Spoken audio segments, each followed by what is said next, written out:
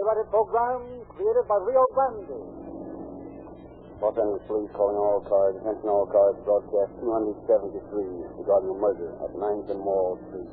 Assist the officers. That's all.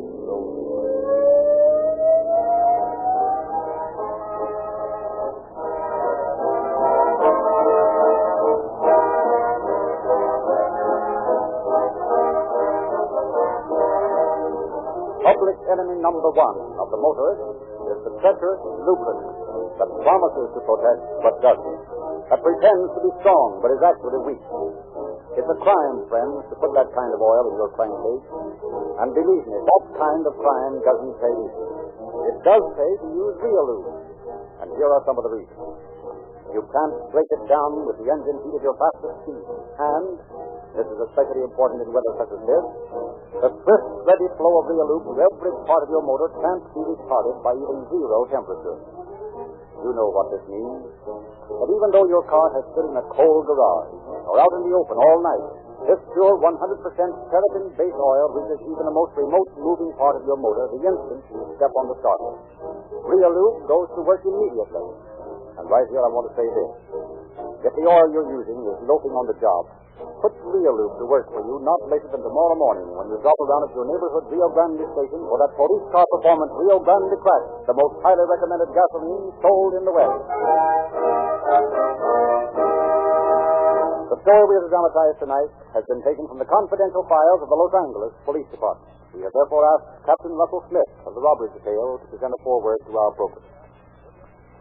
For more than 5 years, this department has been cooperating with the sponsors of Calling All Cars in their endeavor to make known to the listeners of this program the problems that face law enforcement officers in their quest for the solution to crime. The fact that we have reiterated the truth that crime of any sort is a losing game, criminals still feel that they can beat that game. Tonight's story is a case in point. The man who committed the crime, of which we shall tell you tonight, had every incentive to go straight, to be a good citizen. But the lure of easy money made him blind to the losing nature of the game he tried to play. We shall see as the program progresses how he learned that crime never can pay.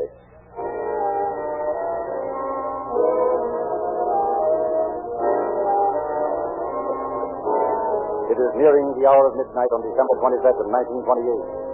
Officer H.G. Ward, patrolling the district around 9th and Wall Street, Los Angeles, is just emerging from the deep shadows into the light of a street lamp when the sound of running feet brings him up short. Racing toward him is a wild-eyed youth. Officer! Come quick! There's a dead man up there. Dead man, you say? Where? Up the street there, in the parking lot. All right, come on. I think he's been murdered. He's all bloody. This is the parking lot, you mean? Yeah. He's right over there by that old auto body. Flashlight's going to come in handy. Blacker than the ice of spades back there. He's lying right between the auto body and that Ford truck. There, you got the flashlight on him now. Yeah, I see. Oh, he's dead, all right. You're right about it being murder. When did you come across him? Oh, just a few minutes ago. What were you doing back here in the dark at this time of night? Oh, I live in this auto body. I fixed it up so that I could sleep in it. You mean to say you live in this thing? Yeah. Oh, it's okay with the guy who runs the phone station up front there. Maybe okay with him for you to live here, but I don't think he'd appreciate having people bumped off in his parking lot. So I think you better come along with me while I phone headquarters.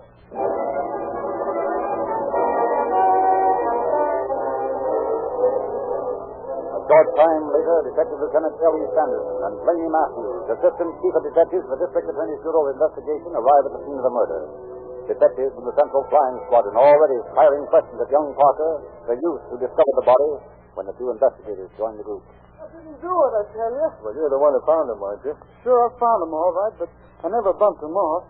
Who's this young fellow, Carney? Oh, hello, Sanderson. Says his name's Sam Parker. Lives in this parking lot in the auto body where the murdered man was found. Probably knows more than he's willing to tell. Hang on to him. We'll take a look at the dead man first. Okay, Mr. Matthews. Any idea who the victim is? Parker says his name's Bill Hanson, that he's been living in his truck, that Ford over there. I see. What do you make of it, Sandy? Well, there's not much doubt as to how he was killed. You can see for yourself the top of his skull's crushed in, and there's all those deep gashes on his head and face. I'd say he's been dead about 3 hours. Most likely clubbed to death with some kind of a heavy weapon. Look at his hands, Matthews. They're all skinned up. Somebody dragged him over a rough surface. Probably the gravel of this parking lot. Yeah. Let's take a look around that Ford truck of Hanson's that Connie pointed out. We might find something. Okay. I wish I knew just how much that fellow Parker knows about this. Maybe if we... There. Take a look at that, Matthews. Mm-hmm. Here, at the rear of the truck. Full of blood. And a big one at that. There's another one over there. And by George, there's a man's blood-stained hat lying right at the edge of it. Green fedora, eh? You know, Matthews, I think Hanson was struck right here at his own truck. See where the gravel's disturbed? Yeah, that's plain enough. That'd account for his skinned-up hands. He must have been dragged across the lot to the auto body where Parker sleeps. It's reasonable. I'm going to show this hat to Parker and see what he says. Good idea. I wish we could find a motive for this business. One will most likely pop up. They generally do. Here's hoping this won't be the exception. Say, Parker, take a look at this hat, will you? Yeah? Is this yours? No, it ain't mine. Hanson's. I've seen him wearing it. How long have you known Hanson? Oh, about a week. He drove that old truck in here and paid Ralph Moore for a week's parking. Said he was looking to buy a new car to go on traveling in. Who's Ralph Moore? The guy that runs the filling station in the parking lot. I done a little work around here for him, and he let me sleep in that old truck body over there. How long have you been here, Parker? Sleeping here on the lot, I mean. Oh, about 3 weeks, I guess. Been tramping the country, but just trying to find a job. Did Hanson have any money? Sure, he carried a roll of bills fit to choke a horse. Well, how'd you find that out? I seen him when he paid for the parking space. There's not a dime in his pockets now, Sandy. Have you searched Parker here, Connie? Yeah, he's got a quarter, that's all. What in blazes is that? Looks like a couple of the boys have stopped the car out there in the driveway in front of the service station. Come on, Sandy. Let's find out what it's all about. A man and a woman in the car, isn't it? Yeah, I don't see anybody else. What's this? Who are these people? This guy started driving in here and then decided to back out in a big hurry. He said you don't want to get mixed up in anything. Oh, yeah? What's your name, mister? Henry Harper. What made you think you might get mixed up in something? Well, I saw the cops, but, well, honest, I haven't done anything. How'd you happen to be coming in here? You could see the station was closed, couldn't you? Well, sure. I wanted to see if my partner's truck was here. It's Pierce. Got a job for Monday, and I wanted to check up on it. Who's your partner? Francisco Canelli. He keeps his truck and car here and does street jobs and stuff like that. Where have you been tonight? Oh, that is Miss Eubanks here and I went to the movies. We ran away home when I said I wanted to stop here. Why? What's happened? You don't know there's been a murder? Good Lord, no. I swear I don't. Well, a man by the name of Hanson's just been found murdered. He was lying by an auto body at the rear of the lot. You mean the auto body where Sam Parker sleeps? Yeah. Tell me, what do you know about young Parker? Well, nothing much. He did some work for Canelli and me. Dug a pit for us near the grease rack we just put in. Would you say he's the type of man who'd commit murder? Well, no. But then, of course, he was broke, hobo. If the guy who got killed had any dough, you can't tell. I see. Well, I'm sorry, Harper, but we'll have to hold you and your lady friend for further questioning. Well, now, wait a minute, Ralph. I'm sorry, Harper.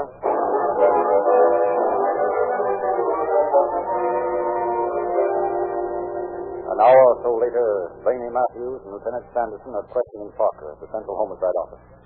Parker, what did you do yesterday? That was Saturday. Went to a movie about 4:30. When I got out, it was about 7:45. And I went to a dance hall over on San Pedro Street. Did you know anybody at the dance hall? No, but I met a girl there. Her name's Ann Smith. We danced together most of the time until it let out. That was about 11 o'clock. Then I took Ann to the streetcar. Took her to the streetcar, huh? Yeah. And then you came back to the parking lot and smashed in Hanson's head for his bankroll. Is that it? No, I never did. When I got back there, I walked around the corner of the truck. I seen that hat and leaned down to look at it. Then I seen the blood in the lining. I went on over to my shack and I seen a man's body lying there, and boy, I burnt the wind to get that cop. What time was that? Oh, about 11:15. And you have no idea who could have killed Hanson? No, sir. Except it wasn't me. All right, Parker. But we'll have to hold you as a material witness. Take him out and lock him up, Red. Okay, Lieutenant. Well, Matthews, what do you think? Parker's story sounds straight enough. Still, he had a potential motive for murdering the old man, all right. Yeah, that's true.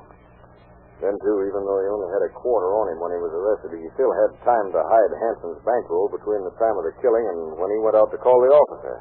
What about this fellow Moore who runs the place? I don't know. Henry Harper gave me Moore's address. I think you better send a man out to pick him up. And while he's at it, he might as well pick up Francisco Tonelli, Harper's partner. I'd kind of like to hear what he has to say. Good idea, Sandy. Well, it'll be daylight before long. I suggest we go back there to Ninth and Wall in a little while and make a thorough search of that parking lot. It was too dark to see much of anything when we were there before. Yeah. Maybe we can learn something worth knowing this time.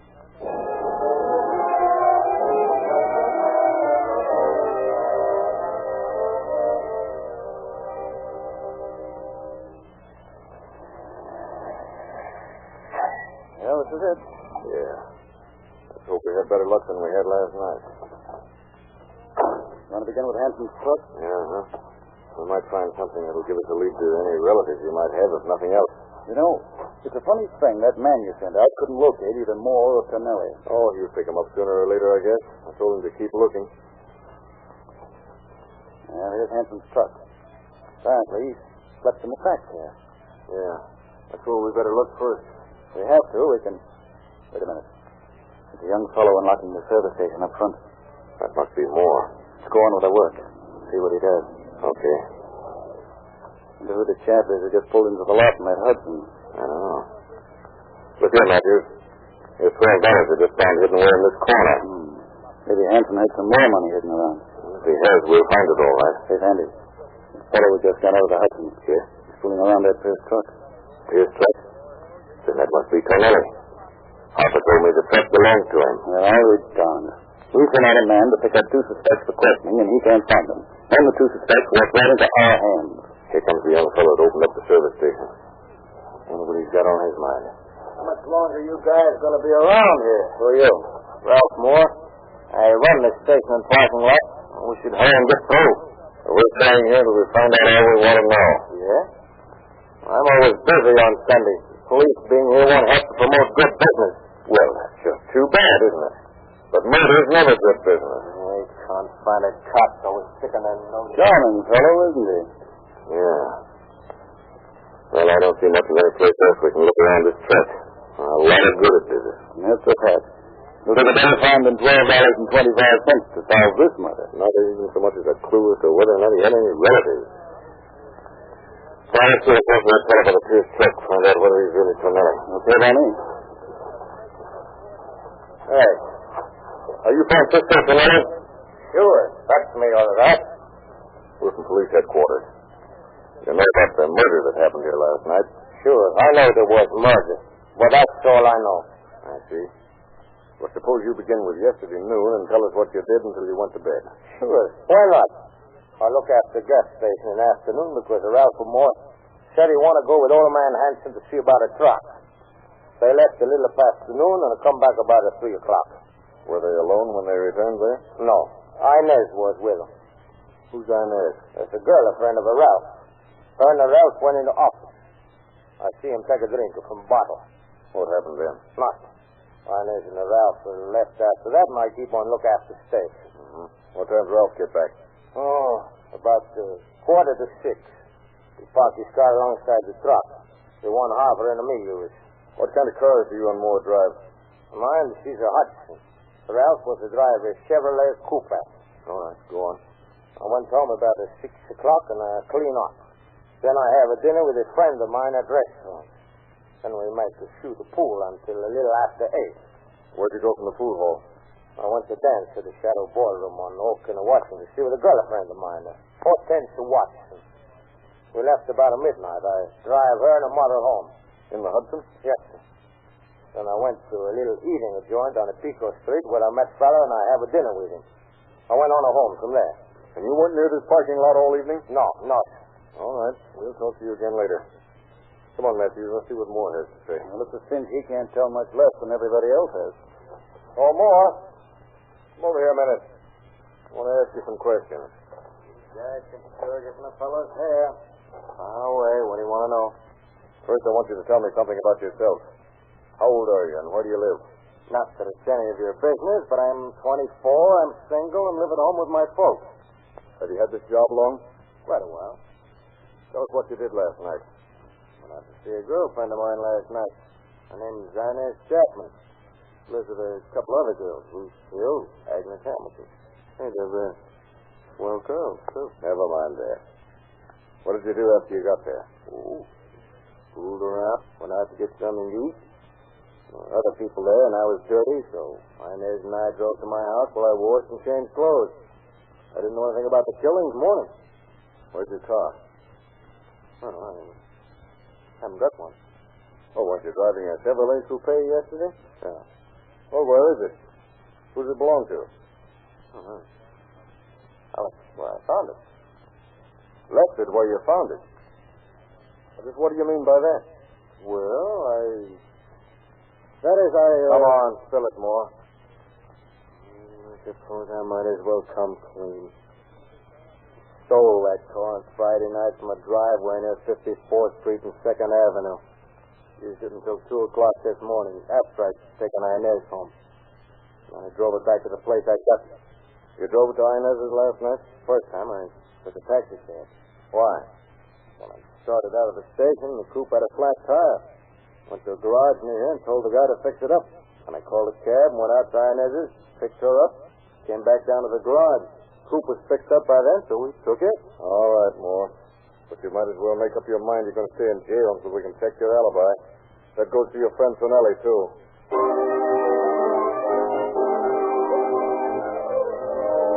A few hours later, Lieutenant Sanderson was conferring with Captain James F. Dean, chief of the homicide detail in the latter's office. You say you have force inspection jail already. Is that right, Sanderson? Yes, sir. Each of them had a possible motive, and they all had an opportunity to kill Hanson. You're sure the motive was robbery? I'm certain of it, sir. There's no trace of Hanson's bankroll anywhere. None of the four suspects had much cash on him when taken into custody, but it would have been easy to hide Hanson's money after killing him. Mm-hmm. You better start seeing if you can break down one of the alibis. There's always the chance, you know, that someone besides these four might have murdered the old man. Well, that's true, but I think either Moore or Harper or Tonelli killed him and dragged the body to Parker's truck so it looked like the tramp had done it. You mean because the lad's a drifter, the killer would figure it easy to pin the crime on him, huh? Exactly. Well, I got to get back to my office, Captain. I have some people coming in who were with Moore last night. This will give me a chance to check on his alibi. Good. I'll see you later, Sam. And I'll let you know if anything new turns up. Miss Inez Chapman is to you, Lieutenant. Okay. Sure in, Red. Yes, sir. With any kind of luck, Matthews, we ought to get some sort of a lead out of this girl. Let's hope so. It's about time. Lieutenant Sanderson? Yes. Sit down, Miss Chapman. Thank you. Miss Chapman, how long have you known Ralph Moore? About a month, I should say. Tell me about what you did together on Saturday night. Well, Ralph came over to the house in his working clothes. He said a taxi was waiting that his car had tire trouble. He went to a chop suey house on Alameda Street, went to his house so he could clean up. He got in his coupe from the garage first, though, and Ralph let the cab go. Did you go inside his house? No, I waited in the car. Uh-huh. Did you notice any scratches on Ralph? Any fresh wounds? He had a bandage on his hand, but I knew he cut himself about a week ago. I didn't think anything about it till I saw fresh blood on the bandage. Oh. Ralph said he'd hit the cut and opened it. Did Ralph tell you who owned that coupe? Sure, he said it belonged to his mother. What did you and Ralph do after he changed his clothes that night at his house? He just drove around a little and then went to my house. I see. Was Ralph nervous? Did he act peculiarly? Did he give you any money? I didn't notice he was nervous. He was awfully dirty and apologized for not having gone home to change before he came. Said he'd been working. It was a little after 10 o'clock. What makes you so sure of the time? Because I'd been expecting him since 8, and he didn't give me any money. What time did you finally leave Ralph? Around midnight. Oh, well, thank you, Miss Chapman. That's all. You may go now. Thank you, Lieutenant. You hear that, Matthews? Inez Chapman says she left Ralph at midnight. He told us it was 2 a.m. Yeah, I got that. I think I'll go out and make a thorough checkup on Moore's movements that night. If you drop back here in the morning, we'll see if we can't piece some of this tangle together.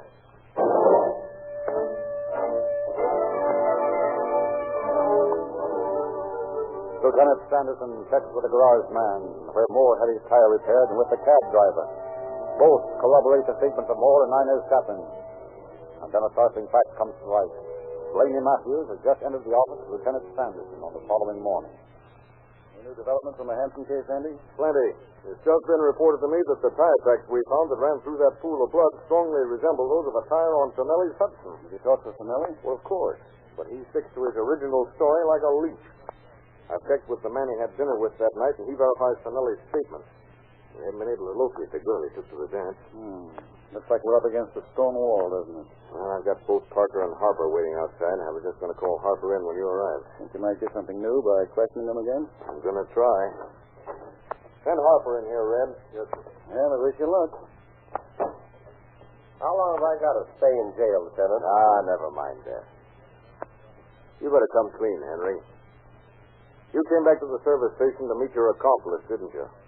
To meet the man who had killed Hanson and was going to split with you. No. I was coming back to meet someone, yeah, but I didn't know about the murder, honest. Who'd you come back to meet? Parker. Parker? And just why were you going back at midnight to meet Parker?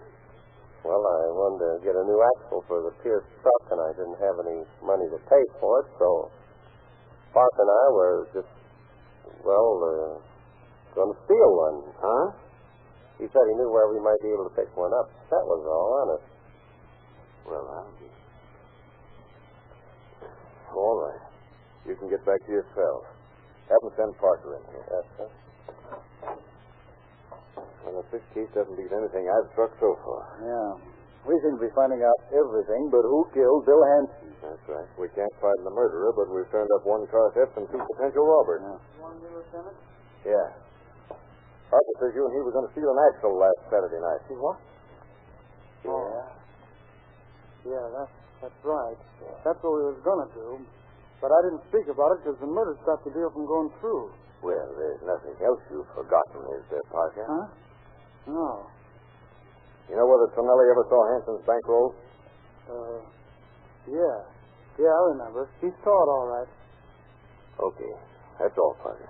Well, so long, Lieutenant. See you later. Well, that's that. We're no further along than when we started. They all have good alibis, Matthews. Harper, Tonelli, Parker, and... Wait a minute. Moore. Only Moore has no alibi. There's an hour or so the night of the murder he hasn't accounted for. One of those other alibis might be framed. Moore seems like a nice kid. Good family and all. Certainly he doesn't need to go like some of the others. Granted. But there's a few things about that young man I intend to clear up. What do you figure on doing? First, I'm going over to talk to his parents. Then I'm going to make a complete search of that service station. I've just got an idea the murder weapon may be in there.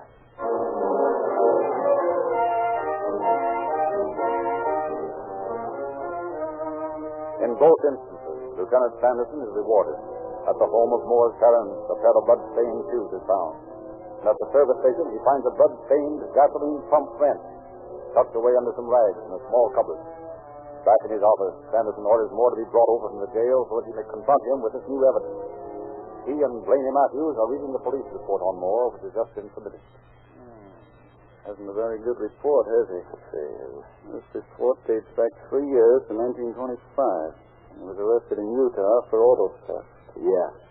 And a little later, he stole a Ford car in Los Angeles. He apprehended at Provo, Utah, and sentenced to 10 months in the county jail. Broke jail, stole another car, and came back here.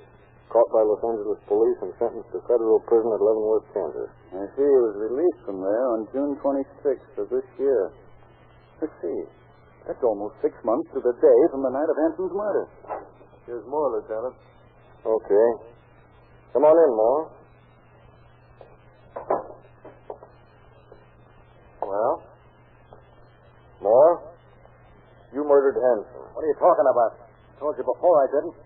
If you ask me, I think Tonelli did it. Oh, it's possible Tonelli had a hand in it. He hasn't explained that blood-stained tire of his yet. But I think he only drove you back to the station after you left the coupe somewhere. He didn't commit the murder. You did. You don't know it. You can't prove it. Oh, yes, we can. We found the gasoline pump wrench with the blood on it. We got the tan shoes you wore. They're stained with Hanson's blood. What makes you think it was Hanson's blood? That's what police chemists are for. We know you had a lot of money late Saturday night. Money you didn't get legitimately. A lot of people paid their bills that day. Well, not several $100s worth, they didn't. We know you were excited and nervous that night and that there was fresh blood on your hand bandage. We also know you didn't leave the parking lot until after Hanson was dead. You guys are trying to frame me. Tonelli did it. Maybe Parker. Now, look here, Moore. You've got a marvelous mother. She's a fine, sweet, religious woman. Are you being quite fair in not confessing this crime? in not clearing your soul? Come on, pal. Tell us what really happened. I got pretty drunk after I was damaged. Been out in the afternoon. Hanson came into the service station office, asking for a drink. I told him I didn't have one. Figured out then, started a fight. Yeah. Go on. Then what? I picked up a piece of iron. I didn't know what it was. Must have been that wrench. I hit him with it. He fell down. I hit him again. Hit his arms around my waist. I hollered for him to let go. Tried to get up. I hit him again on top of the head. He slumped down. This time he let go his grip from around my waist. What'd you do then? I didn't know he was dead. There were footsteps from Main Street. I didn't know what to do. I was pissed. And it was laying all so still. So I dragged him over to that old laundry truck body and took his money. I thought the police would think Park had done it. Then I ran away down 9th Street. When I got calmer, I came back. Got in the coupe and drove to the garage.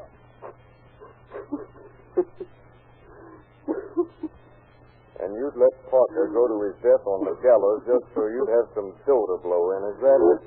I didn't mean to do it. I didn't. I didn't. I don't believe you, Moore. And I don't believe the story of the fight.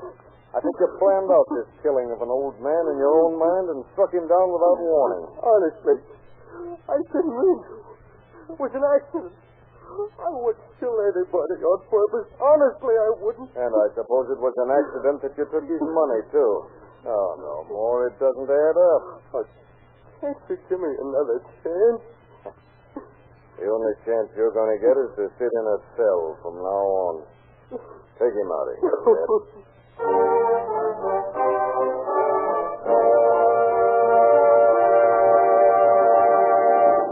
In just a moment, Captain Smith will conclude our program. Don't forget what I told you at the start of the program, friends. Protect your car and the money you've invested in it with Realoo, the motor oil that flows freely in the coldest weather and cannot be broken down at the fastest speed in the hottest weather. See your independent Rio Grande dealer tomorrow and get the money-saving power, pep, and mileage of Rio Grande Crack, the gasoline that is famous for its real police car performance, the gasoline that is first in public service. And now, Captain Smith. Ralph Moore was brought to trial in the court of the late Judge William Tell Egler and was sentenced to life imprisonment in Folsom. The judge was careful to include a recommendation that Moore never be paroled. The tire tracks of Tonelli's automobile were found to be mere coincidence, and he was cleared of any connection with the crime. Thank you, Captain Smith.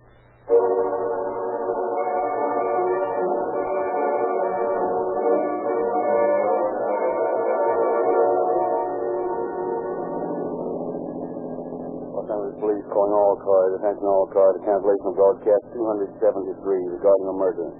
Suspect in this case is now in custody. That's all.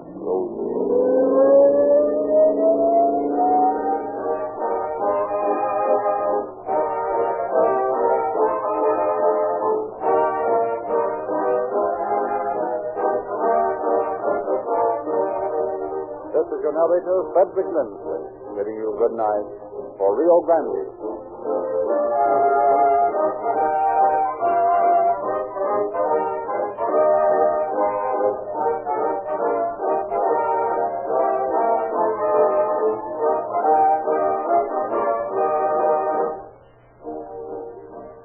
Next week at this time, Rio Grande will not be on the air.